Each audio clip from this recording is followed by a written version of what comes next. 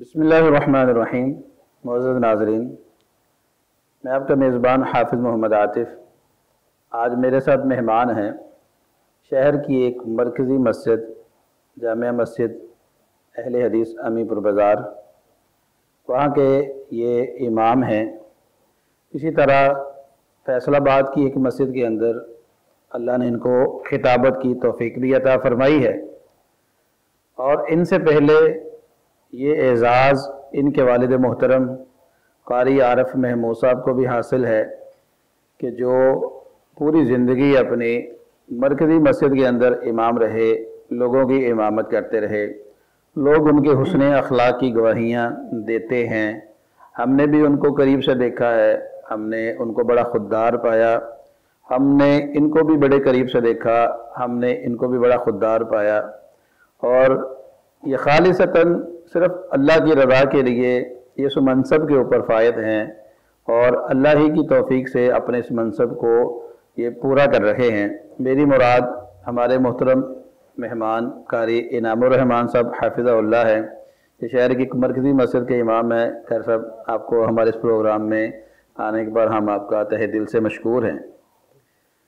آپ کا بھی شکر گزار ہوں میں، آپ نے موقع دیا اس پلیٹ فارم سے جو کہ دین کی اشاعت کا پلیٹ فارم ہے، تو آپ کا بہت شکریہ کہ آپ نے یہاں پہ گفتگو کا موقع دیا۔ جی محترم قاری صاحب، ہمیں سب سے پہلے یہ فرمائیے گا کہ آپ چونکہ امام مسجد ہیں، تو ایک امام کو اپنے لباس کے انتخاب میں کن چیزوں کا خیال رکھنا چاہیے؟ عمومی طور پہ ہم نے دیکھا ہے کہ لوگ اکثر مساجد کے امام اپنے لباس کی صفائی ستھرائی کا اہتمام نہیں رکھتے، تو آپ فرمائیے گا اس سلسلے میں ایک امام مسجد کو کیا کرنا چاہیے؟ جی، بسم اللہ والصلاۃ والسلام علی رسول اللہ۔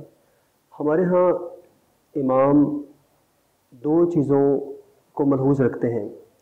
پہلی بات یہ ہے کہ شاید زہد اور تقوی کی وجہ سے یہ سمجھتے ہیں کہ اچھا لباس پہننا اس کی ضرورت نہیں ہے، ہم جیسے بھی جس کیفیت میں بھی ہیں ہمیں ویسے ہی مسجد میں چلے جانا چاہیے، جی ٹھیک۔ یا اگر ہم نے لباس اگر ایک دو دن سے تبدیل نہیں کیا تو ہم اس لباس میں اپنے آپ کو کمفرٹ محسوس کرتے ہیں، یہ میرے لیے ٹھیک ہے۔ ایک تو یہ زہد کے حوالے سے میں نے عرض کیا کہ سمجھتے ہیں کہ اس کی ضرورت نہیں ہے۔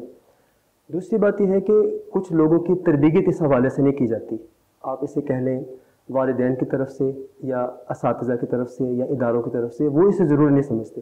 جی ٹھیک۔ اس کا نتیجہ یہ نکلتا ہے کہ جب وہ اپنی مسلک پہ جاتے ہیں، کسی ذمہ داری کو سنبھالتے ہیں، تو ان کے ذہن میں یا وہ زہد یا وہ تربیت ہوتی ہے جس کی وجہ سے وہ اس چیز کو اختیار نہیں کرتے۔ حالانکہ شریعت محمدی صلی اللہ علیہ وسلم نے اس بارے میں مستقل طور پہ ہمیں تعلیمات میسر کی ہیں۔ رسول اللہ صلی اللہ علیہ وسلم کی اگر بات کریں، آپ علیہ السلام لباس کے حوالے سے زیب و زینت اختیار کرتے۔ ہم اگر نبی صلی اللہ علیہ وسلم کے تواضع کو دیکھیں، آپ کے زہد کو دیکھیں، تو اس کی مثال کائنات میں نہیں ملتی۔ اس کے باوجود رسول اللہ صلی اللہ علیہ وسلم اچھا لباس پہنتے۔ وہ سیدہ اسماء رضی اللہ عنہ کی جو روایت ہے کہ جس میں بیان کرتے ہیں کہ نبی صلی اللہ علیہ وسلم کا جبہ انہوں نے دکھایا، تو لفظ یہ ہے جبۃ مزرورہ، اور وہ جبہ اس طرح کا تھا کہ اس کے بٹن اور اس کے پٹی کا کچھ حصہ اس پہ مخمل یا جسے آج کے طور پہ ہم ریشم کہہ دیتے ہیں وہ لگی ہوئی تھی۔ تو یہ ایک چھوٹی سی مثال ہے کہ امام کو اس طرح کا لباس پہننا چاہیے جو کہ لوگوں کے لیے متاثر کن ہو، یعنی کہ امام ایک رول ماڈل ہے۔ جی، کیونکہ لوگ اسے دیکھتے ہیں، اس کو فالو کرتے ہیں، اس کو اپنانے کی کوشش کرتے ہیں۔ تو اگر امام ہی بوسیدہ پھٹے لباس میں ہوگا اور اس طرح کی کیفیت میں ہوگا جو لوگوں کے لیے موٹیویشنل نہیں ہے، تو میں سمجھتا ہوں اس کی بات پہ بھی اس چیز کا اثر ہوگا، لوگ اس کی بات توجہ سے نہیں سنیں گے۔ یعنی کہ آپ کا فرمانے کا مقصد یہ ہے کہ لباس کا انتخاب ایک اعلیٰ ہونا چاہیے۔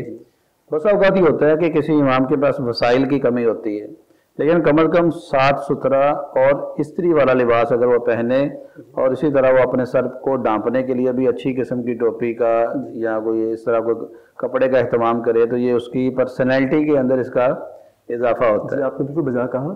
میں یہ عرض کرنا چاہتا ہوں اس حوالے سے کہ اس دور میں شاید ایسا کوئی بھی آدمی نہیں ہے کہ جس کے پاس ملٹیپل لباس موجود نہ ہو، یعنی 5-7 لباس تو ہوتے ہیں ہر حالانکہ اس وقت اتنے نہیں ہوتے تھے رسول اللہ صلی اللہ علیہ وسلم کے دور میں۔ جی، تو عرض یہ ہے کہ اس میں سے جو صاف لباس ہے، اچھا لباس ہے، اس کو استری کرنا آسان ہے، اس کی مینٹیننس کرنا آسان ہے، تو لباس ان میں سے کوئی جو اچھا لباس ہے اس کا انتخاب، اچھے لباس کا انتخاب کرنا چاہیے اور ساتھ خوشبو وغیرہ کا اہتمام کریں تاکہ لوگ اس سے کراہت محسوس نہ کریں۔ بالکل، خاص طور پہ اس موسم میں اس چیز کا خاص اہتمام کرنا چاہیے۔ اچھا یہ فرمائیے گا، لباس تو عمدہ ہونا چاہیے، لیکن بہت ساری مساجد کے اندر ہم نے یہ دیکھا ہے لوگوں کا رویہ اتنا عمدہ نہیں ہوتا امام مسجد کا، شاید وہ یہ سمجھتے ہیں کہ شاید اب ہم جیسے چاہیں لوگوں کے ساتھ رویہ اختیار کر لیں، ہم لوگوں کو جیسے چاہیں نماز پڑھا لیں، جیسے چاہیں جس انداز میں چاہیں مخاطب کر لیں۔ اس سلسلے میں امام مسجد کو کیا کردار ادا کرنا چاہیے؟ دیکھیے اس سلسلے میں دوبارہ بات کروں گا رسول اللہ صلی اللہ علیہ وسلم کی۔ اگر ہم نبی صلی اللہ علیہ وسلم کی تعلیمات دیکھتے ہیں تو کیا کہا گیا، انما بعثت لاتمم مکارم الاخلاق، کہ آپ علیہ السلام بہترین اخلاق کے حامل تھے۔ سید عائشہ سے رضی اللہ عنہ سے سوال کیا گیا تو انہوں نے آپ کے اخلاق کے بارے میں کیا کہا؟ یہ ساری چیزیں صرف اشارتاً عرض کر رہا ہوں۔ جب ہم امامت کو دیکھتے ہیں تو انسان اصل میں فالو کرتا ہے رسول اللہ صلی اللہ علیہ وسلم، بالکل ایسے ہی، کیونکہ اصل میں یہ ان کا منصب، ان کا مسلح ہے جس پہ انسان کھڑا ہے۔ بالکل ٹھیک ہے۔ تو میں دوبارہ بات کروں گا رسول اللہ صلی اللہ علیہ وسلم کی، آپ کو کیا کہا گیا، وَلَوْ كُنْتَ فَضًّا غَلِيظَ الْقَلْبِ لَانفَضُّوا مِنْ حَوْلِكَ۔ آپ علیہ السلام کا اگر اخلاق اچھا نہ ہوتا، لوگوں سے برتاؤ اچھا نہ ہوتا تو لوگ آپ سے دور ہو جاتے۔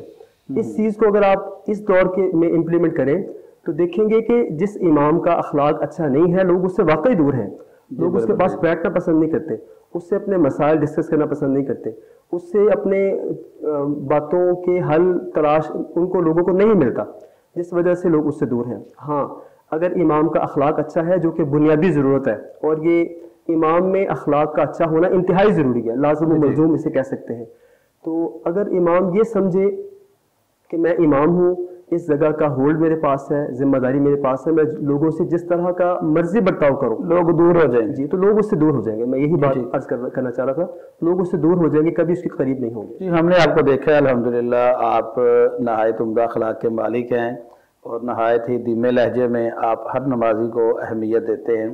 تو میں یہ بتائیے گا کہ لباس بھی عمدہ ہو اور آپ کا اخلاق بھی عمدہ ہو، لوگ آپ کو نکاح کے لیے بھی کہتے ہیں، لوگ آپ سے جنازے بھی اپنے قربا کے، اپنے اعزاء اقارب کے پڑھانا چاہتے ہیں، تو اس سلسلے میں ہمارے عمومی طور پہ رویہ یہ ہے کہ ہم لوگ یہ سمجھتے ہیں کہ چلے امام کو نکاح کے لیے بلا لیں، جنازے کے لیے بلا لیں، وہ دنیا کا کام کوئی نہ کرے، اور جب نکاح پہ بلائیں تو ہم اپنے اس امام کی کوئی خدمت بھی نہ کریں کہ یہ تو اچھا لباس پہنتا ہے۔ اس سلسلے میں لوگوں کو کیا کرنا چاہیے امام مسجد کے ساتھ؟ اس میں آپ کو مثال، پہلے آپ نے عرض کیا اخلاق کے بارے میں، تو اس میں سب سے پہلے اللہ سبحانہ و تعالیٰ کا شکر ہے، اور دوسری بات یہ ہے کہ یہ والد گرامی رحمہم اللہ تعالیٰ، یہ ان کی تربیت ہے اصل میں۔ جی بالکل، ہم نے ان کا اخلاق بہت اچھا تھا، اور وہ جیسے بھی حالات ہوتے ہمیشہ چہرے پہ مسکراہٹ رکھتے، الحمدللہ ہر وقت ان کی زبان پہ ہوتا۔ جی بالکل، تو یہ اصل میں ان کی تربیت ہے۔ ہم نے ان کو زندگی کے آخری ایام کو بھی دیکھا ہے، وہ باوجود تکلیف کے جب بھی پوچھا کہتے الحمدللہ۔ دوسری بات میں آپ سے عرض کروں گا، آپ نے کہا کہ لوگ اچھا لباس دیکھتے ہیں، تو کہا جاتا ہے نا کہ کتاب کا کور دیکھ کے اسے جج نہیں کرنا چاہیے۔ اصل میں ہم لوگ کرتے یہ ہے کہ کتاب کا کور دیکھ کے جج کر لیتے ہیں کہ اس میں یہ ہوگا، حالانکہ انسان کو ڈیپلی اور گہرائی میں جا کے ان چیزوں کو دیکھنا چاہیے۔ یعنی کہ اگر ہم دیکھیں کہ ایک آدمی ہے نکاح کے اوپر لاکھوں لگا رہا ہے، وہ بچہ کوئی بھی خواہش کا اظہار کرتا ہے جی کر لیں، فلاں ہم نے جگہ پہ جا کے شادی کرنی جی کر لیں، سارے کام مرضی کے ساتھ کر لیں، اور جب نکاح خواہ کو کچھ معاوضہ دینے کی باری آئے، ان کی خدمت کرنے کا وقت آئے، تو ہم پہلے تو یہ سمجھتے ہیں اچھا لباس پہننا، یہ گاڑی پہ آیا، اس کو دینے کی ضرورت کیا ہے؟ تو اگر دے بھی دیں تو ہم دیکھتے ہیں جی کیا دیں، 2000 3000 اس میں گزارا ہو جائے گا؟ یہاں پہ گزارا کرنا، یہاں پہ لوگوں کو کیا کرنا چاہیے؟ اچھا، اس پہ میں ایک معاشرتی بات عرض کروں گا، وہ یہ ہے کہ اس کے پیچھے ایک مزاج ہے جو شاید میں کہوں گا اس شعبے کے لوگوں نے خود بنایا۔ وہ کیا ہے کہ اگر کسی کے نکاح کے لیے مدعو کیا گیا ہے، انہیں نکاح پڑھانے کے لیے، تو بڑی بڑی بھاری رقم کا مطالبہ کیا جاتا ہے، مطالبے کیے جاتے ہیں، بالکل ٹھیک ہے۔ اصل میں یہ اس وجہ سے لوگ اس چیز سے دور ہوئے۔ اچھا، ایک تو یہ اس وجہ سے یہ مطالبہ نہیں کرنا چاہیے، مطالبہ نہیں کرنا چاہیے، ٹھیک ہے۔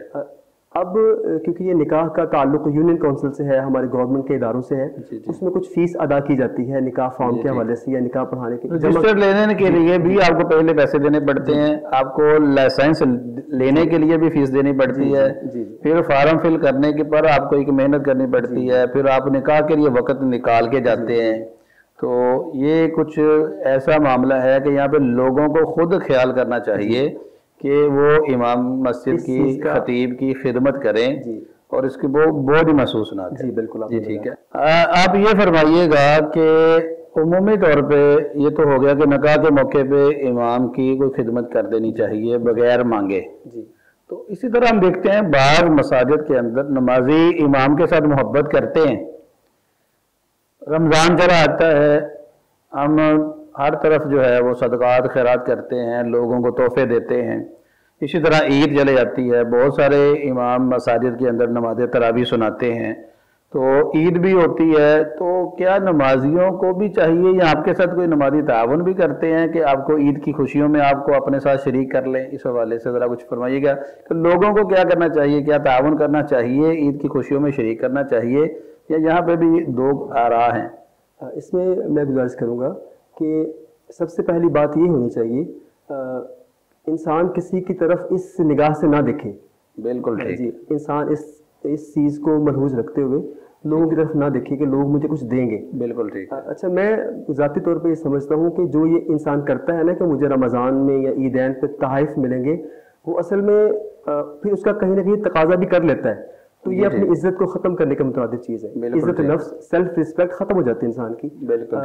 میں مثال کے طور پہ عرض کرتا ہوں، ہر مسجد میں اگر 500 نمازی ایک وقت میں آتا ہے تو ان میں سے 5 7 10 لوگ ایسے ہوتے ہیں جو امام کے زیادہ قریب ہوتے ہیں، سبھی لوگ نہیں ہوتے. اگر وہ ان میں سے کسی ایک سے ایک دفعہ سوال کر لے گا تو آئندہ وہ انسان اس کے قریب نہیں رہے گا، اس سے دور ہو جائے گا. تو اس چیز کو ملحوظ رکھتے ہوئے امام کو اس چیز کا خیال قطعی طور پر نہیں رکھنا چاہیے. امام خیال نہیں رکھ میں عرض کرنے لگا ہوں، امام کو یہ دل میں نہیں رکھنا چاہیے کہ کوئی مجھے دے گا یا تقاضا نہ کرے. ہاں یہ ہے اگر امام کو کچھ دیا جائے اسے خوش دلی سے قبول کر لے. اچھا اس میں دوبارہ آپ سے وہ پہلے والی بات عرض کروں گا، کیونکہ ہمارا معاشرتی مزاج یہ بنا دیا گیا ہے کہ جو امام ہیں ان کا جو ان کو دیا جاتا ہے تنخواہ ہے یا باقی چیزیں ہیں یہ ان کے لیے کافی ہیں، باقی ان کی ضرورت کا خیال نہیں رکھا جائے گا. تو یہ میری ایک رائے ہے کہ امام کو لوگوں کی طرف اس نگاہ سے نہیں دیکھنا چاہیے. اس میں ایک اپنے استاد محترم شیخ عبدالرحیم مبارک صاحب رحمہ اللہ کی بات عرض کروں گا. جب وہ ہمیں کلاس میں تربیت کرتے تھے، پڑھانے کے ساتھ ساتھ تعلیم کے ساتھ تربیت کا وہ خاص خیال رکھتے تھے، تو وہ کہا کرتے تھے کہ تم لوگ جب اپنی اپنی مسند پہ جاؤ گے، اپنی اپنی جگہوں پہ خدمت کرو گے تو بہت سے مالدار لوگ بھی تمہیں ملیں گے، لیکن ان کا جو پیسہ ہے وہ اصل میں ان کا ہے، وہ تمہارا نہیں ہے. میں سمجھتا ہوں کہ میں نے ان کی یہ بات اپنے پلے باندھی ہوئی ہے کہ جو پیسہ لوگوں کا ہے وہ تمہارے جتنے بھی قریب ہیں وہ لوگوں کا ہے، وہ تمہارا نہیں ہے. تو تحائف کے حوالے سے بھی میری یہی رائے ہے، اگر کوئی کسی امام کو تحفہ پیش کر دے خوش دلی سے اسے قبول کرے. لیکن ایک بات اس میں آخری یہ ہے کہ کچھ لوگ تحفہ دیتے ہوئے ان کے چہرے پہ احسان کے تاثرات ہوتے ہیں، یا وہ لوگوں کے بیچ میں وہ تحفہ دینے کی کوشش کرتے ہیں جس سے امام کی عزت نفس مجروح ہوتی ہے. تو ایسے لوگوں سے تحفہ بھی نہیں لینا چاہیے. جی ٹھیک جی، بہت مہربانی قاری صاحب آپ کا. انشاءاللہ پھر آپ سے کبھی ملاقات ہوگی تو آپ سے اور حوالے سے گفتگو کریں گے. تو معزز ناظرین، یہ تھے ہمارے محترم امام قاری انعام الرحمان صاحب حفظہ اللہ. آپ نے ان سے لباس کے حوالے سے، خوش اخلاقی کے حوالے سے اور لوگوں کے ساتھ معاملات کے حوالے سے گفتگو سنی. امید ہے کہ اسی طرح ہماری بقیہ مساجد کے امام بھی خودداری کو ترجیح دیں گے اور اپنے ہاتھ کو کبھی بھی اپنے نمازیوں کے سامنے نہیں پھیلائیں گے، اور نہ ہی ان کی طرف جو ہے تو اس نظر سے دیکھیں گے کہ لوگ ان کی مدد کریں، بلکہ لوگوں کو خود چاہیے کہ وہ امام ائمہ مساجد کا خود خیال رکھیں. جی بہت مہربانی، شکریہ قاری صاحب آپ کی آمد کا. انشاءاللہ نیکسٹ میٹنگ میں آپ سے پھر کسی اور حوالے سے گفتگو ہوگی. جی معزز ناظرین، آپ نے ہمارے محترم مہمان سے یہ بات سنی کہ امام مسجد کو کیسے خوش لباس ہونا چاہیے، خوددار ہونا چاہیے، اور لوگوں کی جیب کی طرف، لوگوں کے مال کی طرف اپنی توجہ نہیں رکھنی چاہیے. لوگوں سے کبھی بھی ان کے سامنے ہاتھ نہیں پھیلانا چاہیے. کہ ہمارے دیگر مساجد کے جو ائمہ اکرام ہیں ان کو بھی اسی اسوے کے اوپر عمل کرنا چاہیے کہ کبھی بھی وہ لوگوں کے مال کو اپنا مال نہ سمجھیں. ہاں، مساجد کے نمازیوں کی یہ ذمہ داری ہے کہ وہ خود اپنی مساجد کے امام کی ہیلپ کیا کریں، ان کی مدد کیا کریں، اور خوشی کے موقع پہ ان کو ضرور تحائف بھی دیا کریں، جیسے عید کا موقع ہے، دیگر مواقع پہ ان کو خود تحائف دینے چاہیے تاکہ یہ محبت کا سلسلہ یہ پروان چڑھتا رہے۔ اسی کے ساتھ مجھے اجازت دیجیے، اللہ آپ سب سے راضی ہو۔